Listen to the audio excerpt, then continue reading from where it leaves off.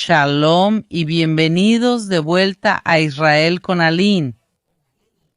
Hoy estamos en las montañas de Judea y comenzaremos desde aquí un viaje hasta la cueva de Teumim, un lugar vinculado a las guerras de Israel y donde excavaciones arqueológicas inéditas revelaron algo asombroso.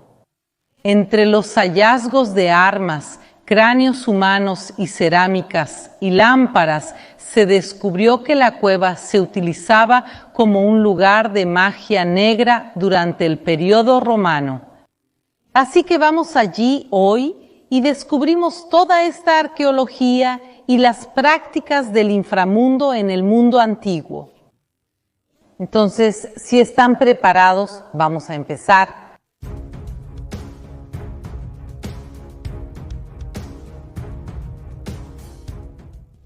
Aparcamos el coche aquí muy cerca, pero desde aquí tenemos que seguir caminando, porque esa es la única manera de llegar a la cueva de Teumim.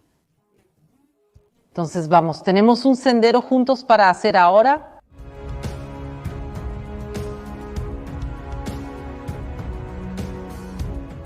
También es importante que sepan que la cueva está cerrada en invierno, que es la época más agradable del año para caminar por aquí.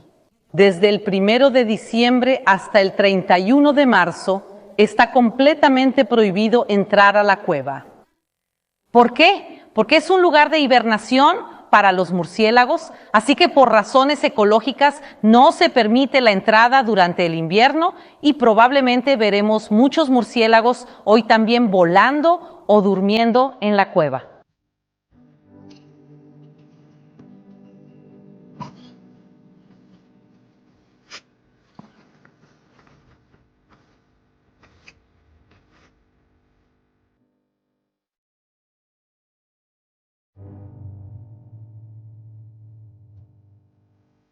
La entrada de esta cueva estuvo cerrada durante mucho tiempo por esta gran higuera y también por eso durante muchos siglos fue olvidada, solo fue redescubierta en el siglo XIX por arqueólogos que pasaron por este lugar.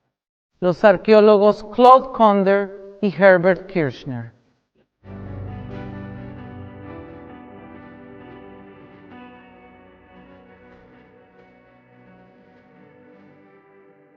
Esta es una cueva natural hecha de caliza. Y probablemente ya pueden oír, mira. ¿Están escuchando? Estos son los murciélagos. Estos son los murciélagos. Hay miles de murciélagos dentro de la cueva y es 100% oscura. No hay ninguna iluminación aquí. Por eso hoy trajimos nuestra linterna para ayudarnos en el día de hoy. Y a pesar de todo eso, a pesar de no tener iluminación, sí es un lugar abierto al público y personas y familias pasan por aquí para pasear, pero les aseguro que la gran mayoría de ellos no tienen la menor idea de las cosas terribles que sucedían aquí en los tiempos antiguos.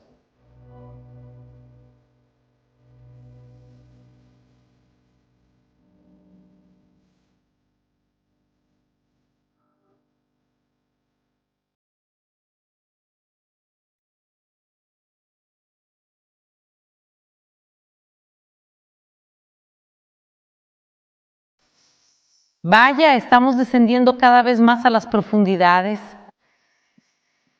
Aquí podemos ver formaciones rocosas muy interesantes, estalactitas, estalagmitas, y la iluminación que estamos usando no es muy fuerte porque hay restricciones aquí dentro de lo que se puede y lo que no se puede iluminar.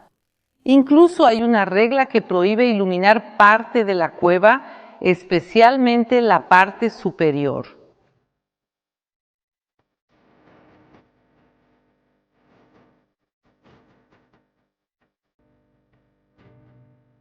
Esta cueva está hecha de piedra caliza, pero las personas en tiempos bíblicos descubrieron que también hay alabastro aquí. Y por eso los cananeos crearon aquí una cantera de alabastro, que era un material hermosísimo utilizado para hacer objetos de lujo en el mundo antiguo, como por ejemplo jarrones para guardar aceite de unción.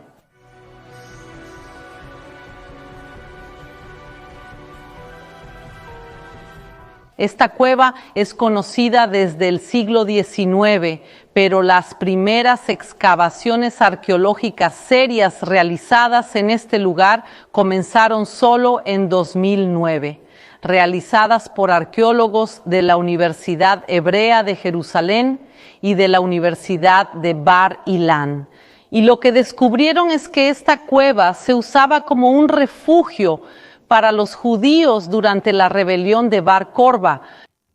En el año 132 después de Cristo, el templo de Jerusalén ya había sido destruido, los judíos masacrados por los romanos. Y los judíos intentan hacer una última gran rebelión contra el Imperio Romano. Se inspiran en los macabeos cuando el pueblo de Israel, algunos siglos antes, logra vencer al gran ejército griego, una batalla que parecía imposible. Y Bar Korba y sus hombres también, ellos embarcan en una misión que parecía imposible. Unos pocos judíos vencieron al gran imperio y al ejército romano. Y ellos usan técnicas de guerrilla que se encontraron también aquí dentro.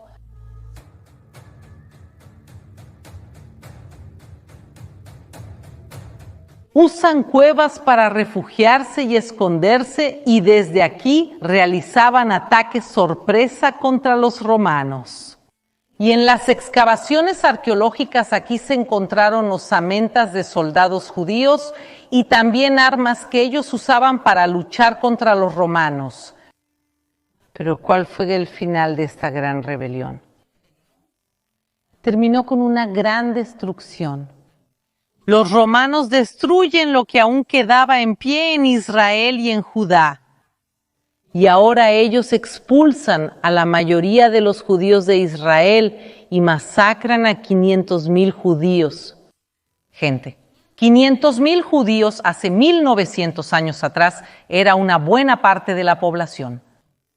Y con esta gran expulsión y esta gran masacre, por primera vez los judíos pasan a ser minoría en su propia tierra. Y solo volverán a ser mayoría una vez más en 1948, con la Declaración de Independencia del Estado Moderno de Israel. Entonces, de cierta manera, esta cueva marca el final del pueblo de Israel dominando su propia tierra. Y debido a esta rebelión, este lugar también se transformará en un lugar de magia negra. Vamos a ver eso ahora.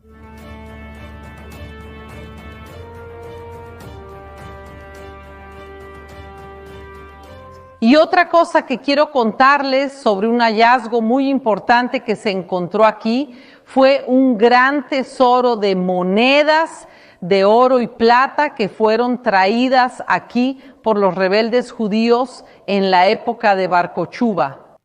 Encontrar un tesoro así es fantástico, pero también debemos recordar que las monedas en esa época tenían un gran significado. Las monedas eran hechas por el poder, por el gobierno que dominaba la región. Entonces, por ejemplo, los romanos ponían monedas con el rostro de César y también frecuentemente con los dioses paganos de ellos, intentando mostrar la superioridad de los dioses y del imperio romano. Y por eso, entre las monedas encontradas aquí, también se encontraron monedas hechas por los propios rebeldes.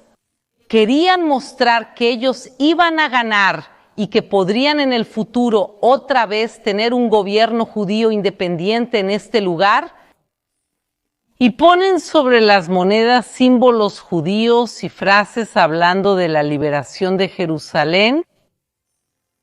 Desafortunadamente, como hemos mencionado, esto realmente solo quedará en las monedas.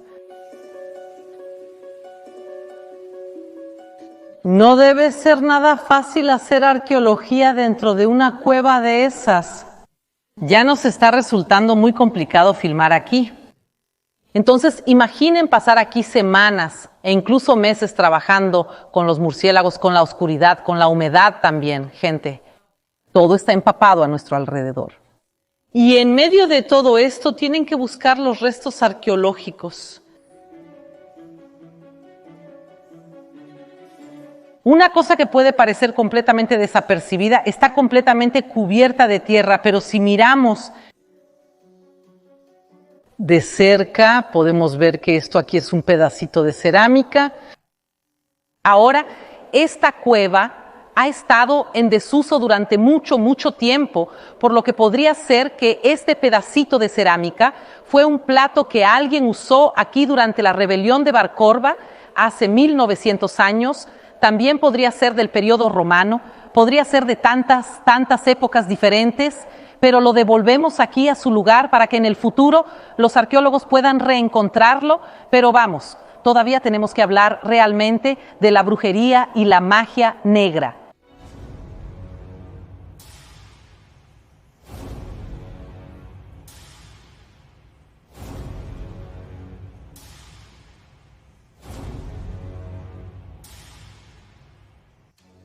Y los arqueólogos continuaron excavando este lugar y a partir de 2010 comenzaron a encontrar algunas cosas extrañas. Lo primero que encontraron es en las grietas de las rocas lámparas de aceite, pero estaban en lugares un poco aleatorios, es decir, escondidas dentro de grietas y hendiduras en la roca.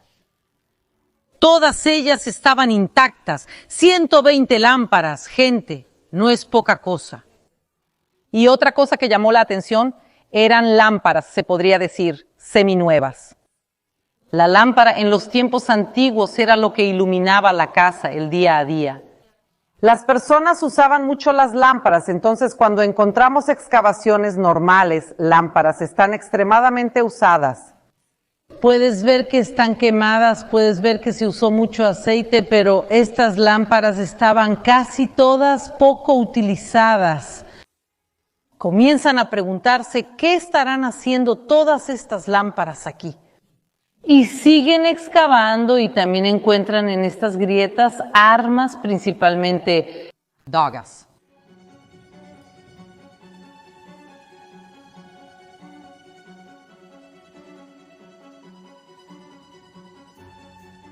Y empiezan a preguntarse qué estaban haciendo esas lámparas y esas armas escondidas dentro de las grietas en esta cueva.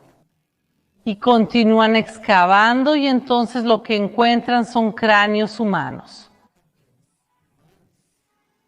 Y entonces entienden perfectamente lo que sucedía aquí.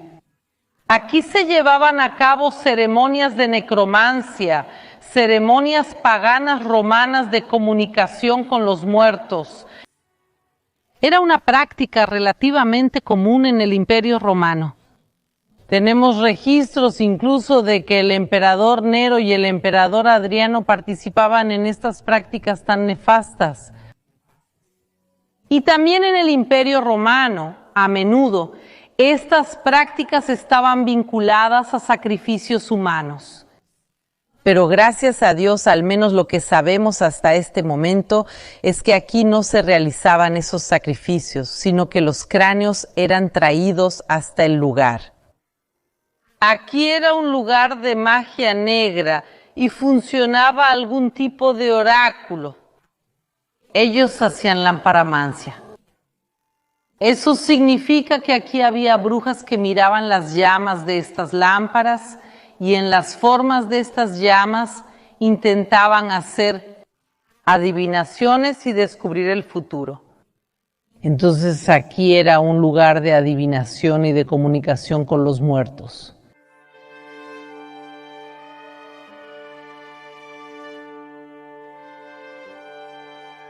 Y de todos los lugares a los que podrían ir, ¿por qué eligen venir a una cueva para hacer esta brujería y magia negra? En esa época, Creían que las cuevas, principalmente las cuevas con pozos profundos y fuentes de agua, como las que hay aquí, se consideraban la entrada al inframundo. Y por eso creían que desde aquí podrían llamar a los espíritus de vuelta a la superficie. Las lámparas encontradas aquí se datan de hace 1700 años. Y miren qué interesante esta datación. Es decir, aquí se practicaba magia negra hace 1700 y 1800 años. Y hace 1900 años los judíos fueron expulsados. Fue el final de la rebelión de Bar Korba de la que hablamos hace un momento. ¿Qué sucede? La mayoría de los judíos son expulsados de Israel o asesinados. Entonces la tierra queda relativamente vacía y entonces los romanos se van a expandir cada vez más y ocupar cada vez más esta región. Entonces cuando el culto al Dios de Israel disminuye, el paganismo va a aumentar aquí en la tierra. Por supuesto, estos rituales que se realizaban aquí no eran nuevos, pero ganan una fuerza aún mayor después de que los judíos son expulsados. Tenemos textos en escritura cuneiforme que provienen de la región de Mesopotamia, textos de hace 3000 años que hablaban de comunicación con los espíritus usando cráneos humanos. Un texto de hace 3000 años relatando prácticas que se realizaban aquí hace 1700 años. Y otra cosa impactante de estos hallazgos arqueológicos es que las dagas y las armas utilizadas en estos rituales tenían 3000 años. Entonces estas brujas que estaban aquí usaban lámparas nuevas de su época, pero con armas de más de 1000 años. Esto significa que estas tradiciones de brujería se transmitían de generación en generación entre los pueblos paganos de esta región y lamentablemente a veces también se arraigaban dentro del pueblo de Israel. Tenemos un ejemplo de esto en el libro de Samuel. Entonces Saúl dijo a sus sirvientes: buscadme una mujer que tenga el espíritu de una hechicera para que vaya a ella y la consulte. Y sus sirvientes le dijeron: he aquí, en Eindor hay una mujer que tiene el espíritu de adivinación. Y Saúl se disfrazó y vistió otras ropas, y fue él y con él 2 hombres.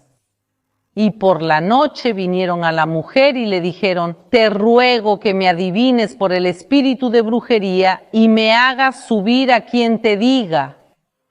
Entonces la mujer le dijo: aquí sabes lo que Saúl ha hecho, cómo ha destruido de la tierra a los adivinos y los encantadores. ¿Por qué entonces me tiendes una trampa para mi vida para hacerme matar? Entonces Saúl le juró por el Señor diciendo: vive el Señor, que ningún mal te sobrevendrá por esto. Este versículo nos cuenta que en la época de Samuel había prohibiciones y persecuciones a personas que practicaban hechicería y magia.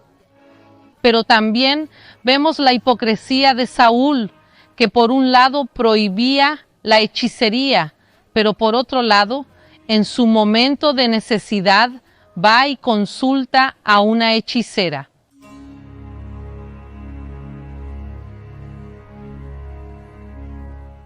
Espero que les haya gustado conocer un poco del lado oscuro y de la magia negra aquí en la tierra de Israel en sus diferentes periodos históricos.